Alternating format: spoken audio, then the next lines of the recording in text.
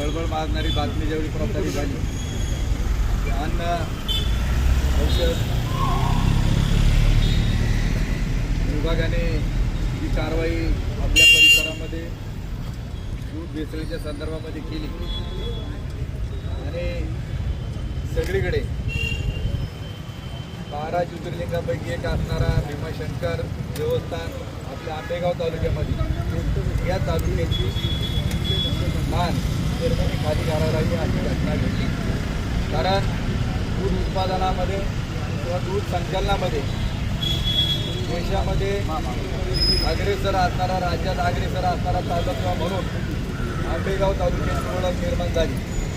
परंतु आज भेसळयुक्त दूध उत्पादन करणारा तालुका किंवा संकलित करणारा तालुका या तालुक्याची बदनामी झाली. म्हणून याचं शल्य प्रत्येकाच्या मनामध्ये आहे.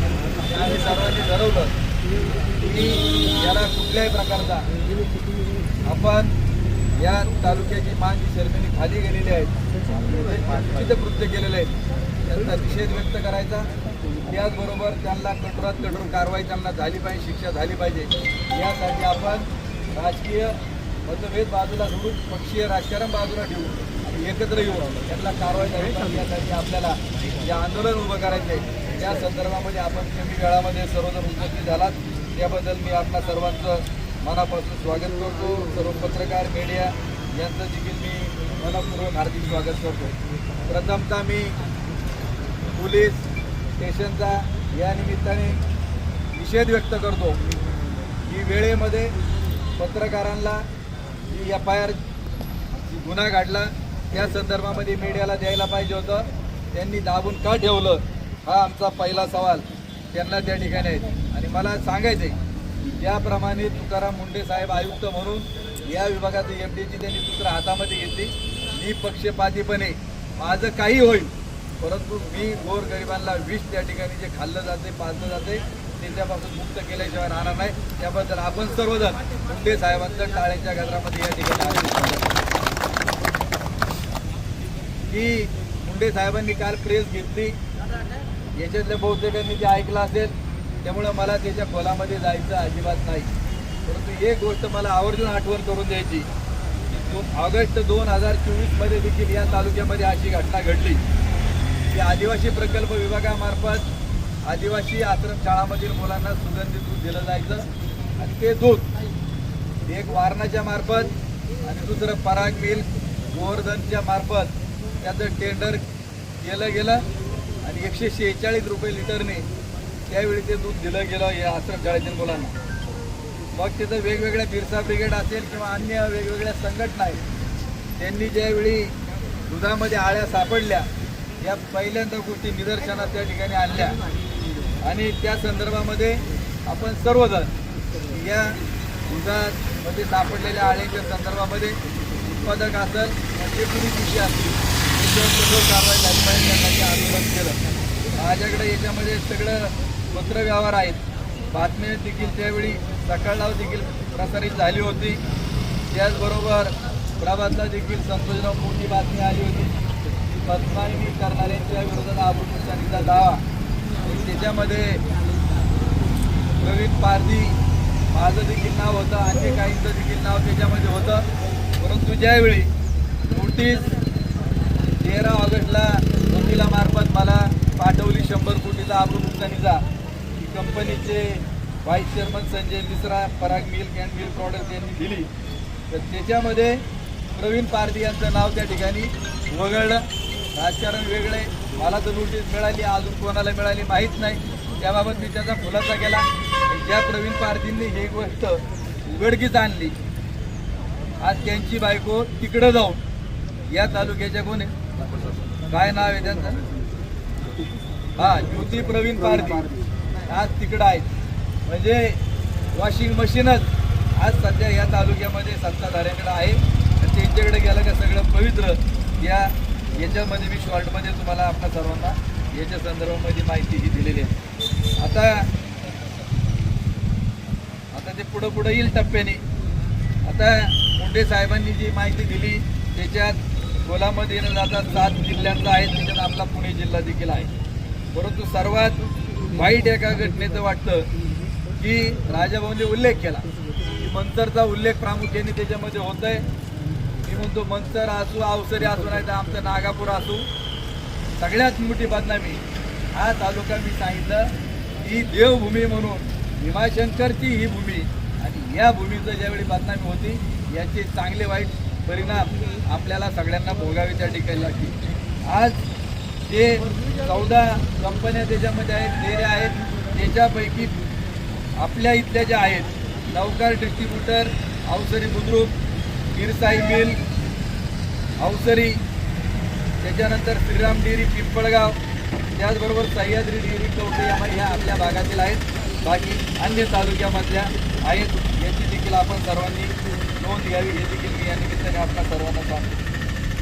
माझं आता म्हणणं आहे की या संदर्भामध्ये आपल्याला काही गोष्टी मी मुद्द्यावरती आपण सर्वांना सांगू इच्छितो की हा जो खेळ आहे की हा नागरिकांच्या जीवाशी खेळ आहे. लहान मुलांपासून मोठ्यापासून याच्यातून आपल्याला सर्व मुक्त आपल्याला सर्वांना करायचे. हे सर्व भेसळयुक्त दूध कोणाला पुरवलं जायचं, कोण गोळा करायचं हे देखील याच्यामधून निष्पन्न होईल. मुंडे साहेबांनी सांगितलं गेले 1 महिना आम्ही जवळपास याच्यावरती अभ्यास करतोय आणि आम्ही याच्या मुळापर्यंत आम्ही जाणार आहोत. त्याबद्दल त्यांना मनापासून धन्यवाद देतो. भेसळयुक्त दूध असूनही तुम्ही का ते स्वीकारत होता? मोठाले दूध संस्थांवाले, प्लॅन्टवाले, हा एक आपला सर्वात मोठा सवाल आहे. गाव पातळीवर ज्यावेळी आपण दूध घेत असतो त्यावेळी जो टेस्टर असतो तो त्याचा लॅक्टो पाहतो, त्याचबरोबर त्याचं फॅट मशीनमध्ये पाहिलं जातं आणि आंबूस आहे का नाही इथे दुधामध्ये त्या ठिकाणी दूध तोंडामध्ये टाकून तो त्याची टेस्ट घेतो. ही यंत्रणा तुमच्याकडे नाही का? हा देखील आमचा त्यांना सवाल आहे. त्याचबरोबर आपला जो परिसर आहे सुरेश भाऊंनी उल्लेख केला की जुन्नर, आंबेगाव आणि शिरूर हे कॅन्सरचं मोठं हब म्हणून या ठिकाणी पाहिलं जातं.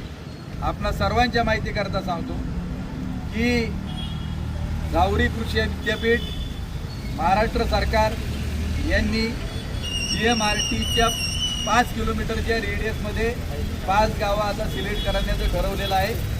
या भागात कॅन्सरचे ज्यादा पेशंट सापडतात म्हणून प्रत्येक गावाचे 10 शेतकरी निवडायचे आणि इथं विषमुक्त उत्पादन कसं आपल्याला मिळवता येईल यासाठी काम आता विद्यापीठाने चालू केलेलं आहे. आणि त्याचबरोबर आपल्या भागातले सगळे पाण्याचे नमुने हे देखील तपासले जाणार आहेत. सगळ्यात जादा कॅन्सरचे पेशंट आपल्या परिसरामध्ये आहेत. याला जबाबदार कोण? त्याचबरोबर जी घाण आहे ही घाण मोठ्या प्रमाणामध्ये कॅनॉलमध्ये, उजव्या कॅनॉलमध्ये सोडली जाते आणि अवसरीची देखील लोक आहेत खालच्या भागामध्ये सगळे आहेत. ही अनेक गावातील विहिरींचं पाणी हे दूषित झालेलं आहे. त्याच्यामध्ये तवंग येतात. पाणी भरायला शेतकरी जातो त्यावेळी त्याला खास सुटली जाते. या कॅनॉलच्या पाण्यामध्ये भेसळ कोण सोडतं? त्याचबरोबर कालची देखील अवसरी बुद्रुकची घटना अजितराव चव्हाण इथं आहेत किंवा मीडियाने देखील काल दाखवलं. यांनी संदीपराव उतरडेंनी जाऊन तिथं लोकांच्या मुलाखती घेतल्या की असे फेस मोठमोठ्या प्रमाणामध्ये तिथं उडत होते. कारण या कारवाईला घाबरून काहींना काल होत असलेल्या पावसामध्ये ते मिश्रण त्याच्यामध्ये सोडून दिलं. त्याचबरोबर की गेले 4 दिवस जी कारवाई चालू आहे तर 4 दिवसापूर्वी या मोठमोठ्या प्लॅन्टला किती दूध येत होतं 5 तारखेपर्यंत? आज तारीख आहे 7, उद्या 8. की गेल्या 3-4 दिवसामध्ये एकूण दूध संकलनामध्ये घट किती प्रमाणामध्ये झाली? आपण जर विचार या तालुक्याचा जर केला, आपण ऐकतोय की आंबेगाव तालुका हा राज्यात सगळ्यात जादा 13 लाख 14 लाख लिटर दूध इथं गोळा होतं. आमचं म्हणणं आहे की आता त्यांची यंत्रणा आहे तर त्या यंत्रणेमार्फत या तालुक्यामध्ये एकूण किती संकलन होतं याची आकडेवारी जे या तालुक्याचे लोकप्रतिनिधी आमदार म्हणून त्यांनी सांगितलं. त्यांना आमचा सवाल आहे का तुम्ही या तालुक्यातलं या कारवाईनंतरचं एकूण दूध संकलन किती आहे हे देखील त्यांनी जाहीर केलं पाहिजे की कारवाईनंतर किती घट झाली. याचं मुख्य कारण की काल एका आपल्या योगेश कुटेंचं मी ऐकलं लेट्सअपमध्ये. त्यांनी सांगितलं की राज्यामध्ये 2 कोटी लिटर संकलन होत होतं. त्याच्यामध्ये जवळपास 25 ते 30 लाख लिटरची घट झाली. मग एवढी जर घट झाली असेल या तालुक्यामध्ये जर घटीचं प्रमाण त्या ठिकाणी धरलं तर या तालुक्यातल्या लोकांना यापूर्वीच जवळपास लिटरला 5 रुपये जादा दर मिळाला असता, पण केवळ या भेसळखोरांमुळं हे आपलं शेतकऱ्याचं नुकसान झालेलं आहे. या नुकसानीला जबाबदार कोण याचा देखील आपण छडा त्या ठिकाणी लावू. नंतर की हे जे भेसळीचे सूत्रधार आहेत हे नेमके कोण? आता हे खालचे छोटे छोटे पकडले, परंतु मधल्या काळामध्ये ज्यावेळी बीडचं प्रकरण झालं त्यावेळी एक नाव पडलं होतं तर या सगळ्याचा काय म्हणायचं त्याला हक्का. तर आमचं म्हणणं आहे का या दुधाच्या भेसळीचा हक्का कोण आणि कुठल्याही परिस्थितीमध्ये हा भेसळीचा गोवर्धन बुडवल्याशिवाय आपण तो किती मोठा बादशाह असू त्याला काढल्याशिवाय राहायचं नाही. यासाठी आपल्याला काम या नदीच्या काळामध्ये त्या ठिकाणी करायचं आहे. आणि म्हणून यांना सगळ्यांना कुणीतरी संरक्षण देते म्हणून ते एवढ्या प्रकारे डिरिंग त्या ठिकाणी करतात. आणि ह्या सगळ्या टोळीचा प्रमुख अलिबाबा याला देखील आपल्याला त्या ठिकाणी लोकांच्या समोर उघडं केल्याशिवाय आपण थांबणार नाहीत हे देखील या निमित्ताने स्पष्टपणे सांगतो. आता काल एक वाणी साहेबांनी एक बाईट घेतली होती आणि त्या बाईटमध्ये त्यांनी या तालुक्यातल्या दूध संघाला ज्यांना आपण निवडून दिलं विष्णू धर्माजी हिंगे गेले जवळपास कॉल रेकॉर्डिंग सुरेशरावांनी प्रसारित केलं. कॉल रेकॉर्डिंग त्यांनी ज्यावेळी व्हायरल केलं त्यावेळी त्यांना विचारलं का सुशांत हिंगे तुमचा कोण?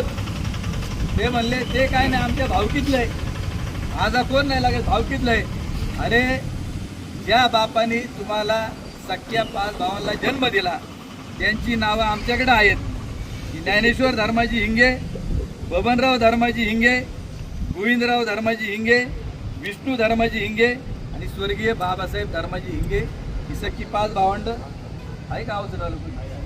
कारण आम्ही देखील सुरुवातीपासून एकत्रितरित्या काम केलंय त्यामुळे आम्हाला सगळ्या कुंडल्या सगळ्यांच्या माहिती आहेत. आमचं जसं सगळं माहिती आहे तसं तुमचं देखील आम्हा सर्वांना त्या ठिकाणी माहिती आहे कोण कुठं राहतो काय धंदा करतो. आणि बबनराव धर्माजी हिंगे यांना 2 मुलं प्रशांत आणि सुशांत. प्रशांत या विष्णू हिंग्यांचा कोण झाला सक्का का भावकीतला झाला. पहिल्यांदा ज्या तालुक्याचा प्रतिनिधी म्हणून त्यांना निवडून दिलं, ज्या मतदारांनी त्यांना जिल्हा परिषदला निवडून दिलं आणि गेले अनेक वर्ष राष्ट्रवादी काँग्रेस पक्ष अजित पवार गटाचे ते त्यावेळी ओरिजिनल पक्षाचे आता नंतरच्या त्या पक्षाचे अध्यक्ष आहेत. यांनी किमान अरे तुम्ही तुमच्या कुटुंबातल्या माणसांना जर तुम्ही त्या ठिकाणी मानत नाहीत तर ज्या लोकांनी निवडून दिलं त्यांची तुम्ही खरी सेवा करणार आहात का? या दूध संघाचं तुम्ही प्रतिनिधित्व या तालुक्यातून करता त्याच्यामध्ये तुमचा संबंध आहे की नाही नजीकचा काळ निश्चित त्या ठिकाणी केल्याशिवाय राहणार नाही हे देखील मला या निमित्ताने सांगायचे. कारण प्रशांत आणि सुशांत तुम्ही संघामध्ये असताना यांना ठेकेदारी दिली का नाही दिली, काही कॉन्ट्रॅक्ट दिली का नाही दिली हे देखील नजीकच्या काळात रेकॉर्ड निश्चित आपल्याला पाहायला मिळेल. कारण डी.के. वळसे पाटील पत्रकार आहेत ते देखील अवसरी कात्र जिल्हा संघात त्यांनी देखील नोकरी केलेली त्यामुळे त्यांना देखील याच्यातलं बऱ्यापैकी काही ना काहीतरी माहिती त्या ठिकाणी असत. हा आमचं देखील दूध तपासायला ते येत होते म्हणून आम्ही 91 सालापासून आहेत. आणि मग जर तुमचा तो सक्का पुतण्या असताना तुमचा जर काही संबंध नाही तर तुम्ही लगेच नाकारलं का? एखाद्या वेळी म्हटले असते जर तो दोषी असेल माझा पुतणे पण तो फासावर गेला तरी चालेल परंतु योग्य कारवाई झाली नाही झाली पाहिजे म्हणून आम्ही त्यांचं देखील पहिल्यांदा निषेध त्या ठिकाणी करतो. नंबर म्हणजे आता असं आहे एकदा खोटं बोलायला सुरुवात केली का ते 1000 वेळा कुठं ना कुठं तरी ते खोटं बोलल्याशिवाय पुढं राहत नाहीत. दुसरा आरोपी या तालुक्यातला म्हणजे कुठलाही ओरिजिनल काय माहीत नाही लोढा संदीप लोढा. ही संदीप लोढा हा 2005 सालामध्ये त्याच्यावरती FIR झालेली होती. कोर्टामध्ये केस दाखल झाली होती परंतु जसं मी मगाशी सांगितलं की आम्ही आळ्या भेसळीचं प्रकरण कसं दाबलं गेलं क्लीन चिट देण्यात आली तशी त्याला देखील 2011ला त्या केसचा निकाल लागला त्याच्यामधून त्याला निर्दोष सोडण्यात आलं. मग हा जर आरोपी तुम्हाला माहीत आहे तुम्ही जिल्हा दूध संघाचे जर प्रतिनिधी या तालुक्यातले आहात तर तो तुमच्या गाडी 24 तास कसा काय अवसरी दूध शीतकरण केंद्रावरती जे गेस्ट हाऊस तिथं तुमचा मुक्काम असतो आणि हा लोढा रोज तिथं असतो तुमच्या ऑफिसमध्ये त्या ठिकाणी असतो. एक जर पुतणे तुमचा पुतणे असेल हा संदीप लोढा असेल यांच्याशी तुमचे संबंध काय आहेत हे देखील त्यांनी जाहीर केलं पाहिजे, हे देखील आमची मागणी आहे. आणि या तालुक्याच्या लोकप्रतिनिधींना आमचं सांगणं आहे, जोपर्यंत जसं रुपालीताई चाकणकरांना राजीनामा द्यावा लागला तशी आमची पहिली मागणी राहील की जोपर्यंत या प्रकरणाची तपासणी होत नाही, कारण संदीप लोढा याचं काही कुठल्याही प्रकारचं दूध नाही. मग कात्रजचा प्लॅन्ट हा शासकीय असताना, सहकारी असताना तो तिथं कसा काय जातो, ही नैतिक जबाबदारी विष्णू हिंगेची आहे. म्हणून त्याचा राजीनामा कुठल्या पहिला घेतला पाहिजे, ही आमची त्या ठिकाणी मागणी असेल. आणि त्यांना झेडपी असेल, दुसंघ असेल, पक्षाच्या वतीनं ते निवडून गेलेत, त्यांनी सांगावं पक्षाच्या अध्यक्षपदावरून देखील त्यांना त्या ठिकाणी दूर केलं पाहिजे. यांचे शिडीआर देखील काढलेले पाहिजेत.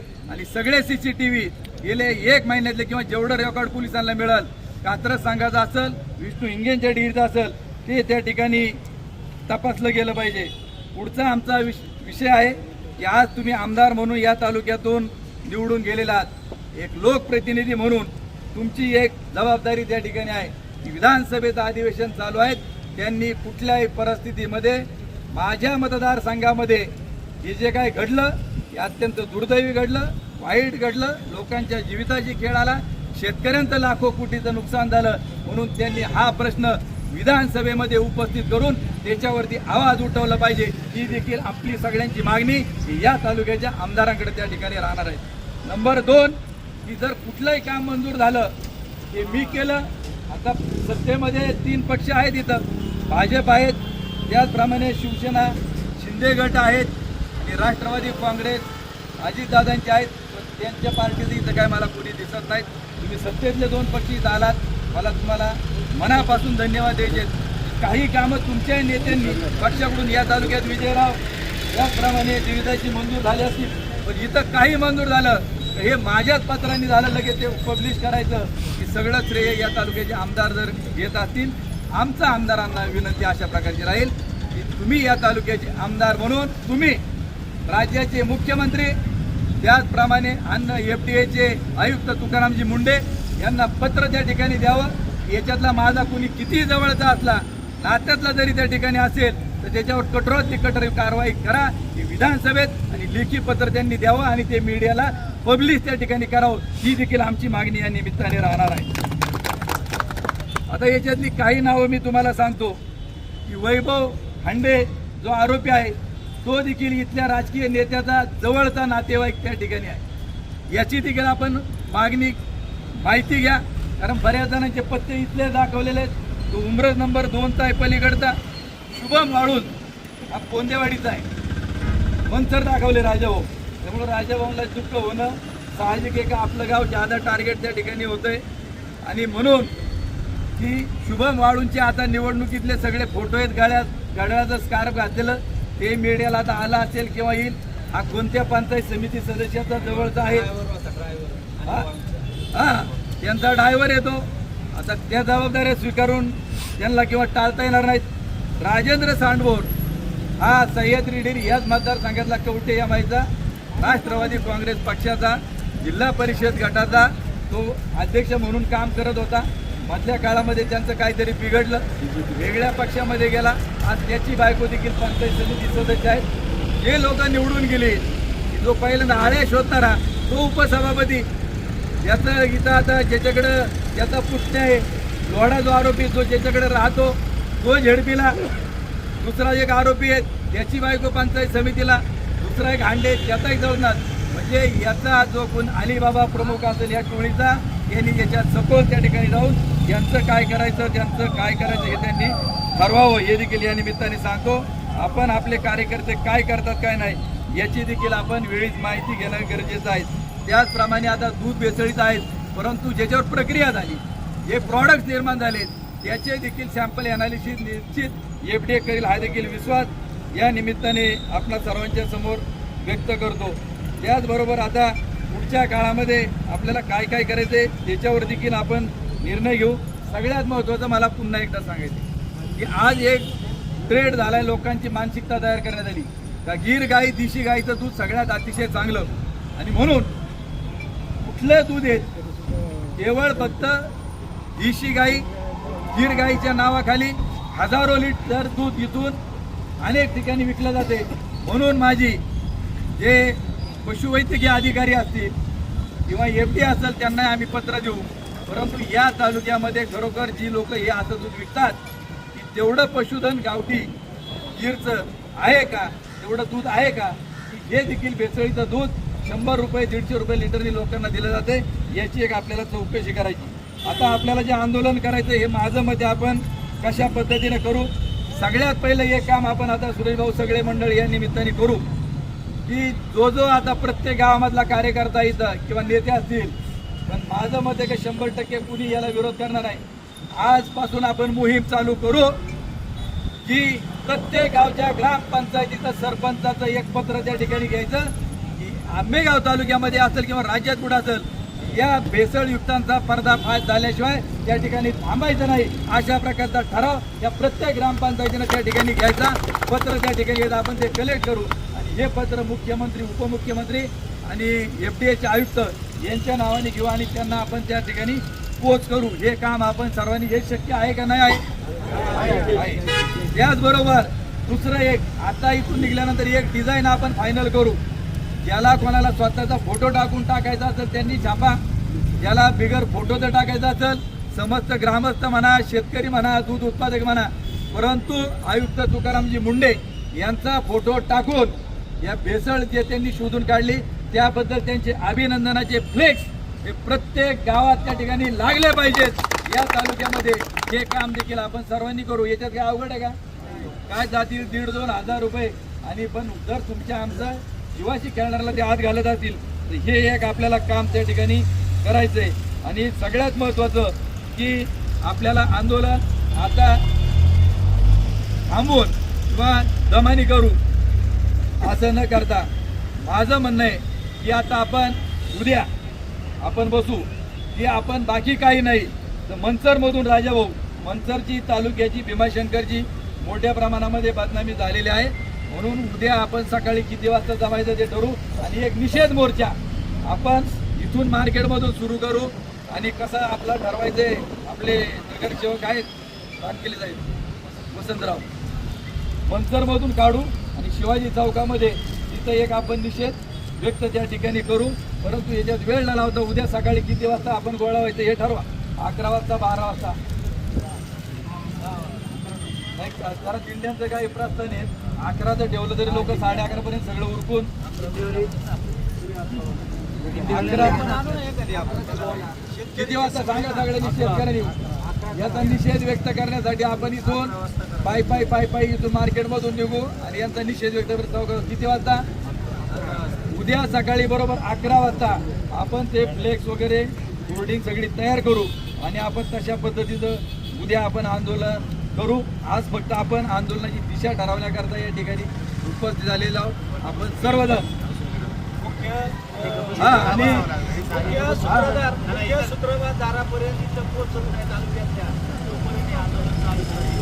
त्याच्यापर्यंत ते जाणार आहेत. तो कारवाईचा भाग आहे. जोपर्यंत आता अधिकृत त्याच्यामध्ये नाव येत नाही तोपर्यंत आपण अधिकृत हे करू शकत नाही. म्हणून आपण ते नजीकच्या काळात येईल. आणि सगळ्यात महत्त्वाचं, रस्त्यावर इथं आपण आज का बसलो, वर आपल्याला सभागृहामध्ये बसायचं होतं परंतु तिथं म्हटले ते अधिग्रहित केलेलं आहे SIRच्या कामाकरता. तिथं आपल्याला जागा नव्हती.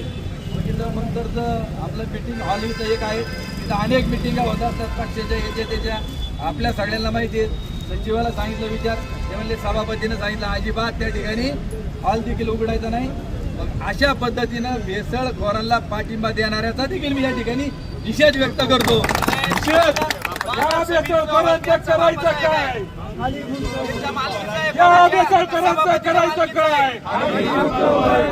या बेसळखोर हरामखोरांचं करायचं काय? लोक मरायला लागली ते विषारी दूध पिऊन, याला राजकारण येतंय. हे बोकड तयार झालं तालुक्यात.